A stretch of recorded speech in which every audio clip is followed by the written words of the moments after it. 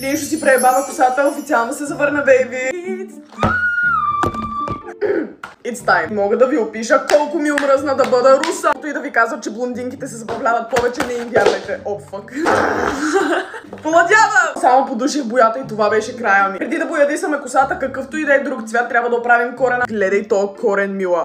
Забравих я! Само абсолютните икони знаят този потник. Пакоган чашата завинаги с мен.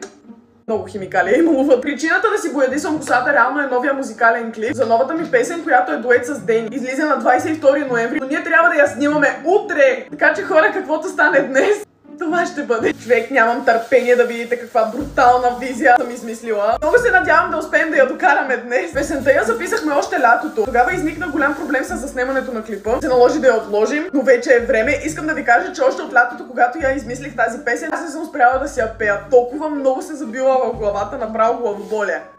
Видя ли какво направих? Well, ще спра ли да ям химикали днес? Не, мечка страх. Мене не. Това ми стигна само Това стигна само за отзад и трябваше така да отида до магазина да взема друго. Ето я тази лелка изглеждаше най-обещаваща. Гледайте до край да видите дали ще имам коса. Време да смесим още 16 химикала на моята една единствена глава. Шегата на страна, деца, моля ви не правете това, защото аз наистина не знам дали ще се събудя с коса утре. Ако ще предприемате такива глупави мерки, поне използвайте една марка. Виж сега, ако не е друго, поне в новата ми песен ще скандализирам хората с гола глава. Бъскът, нема ли да ми ходя, а? Абе, както се тревожих, че нещо ще ми стане, сега вече се тревожа, че нищо не става. Зад не е мръднало, а вече е минало около половин час.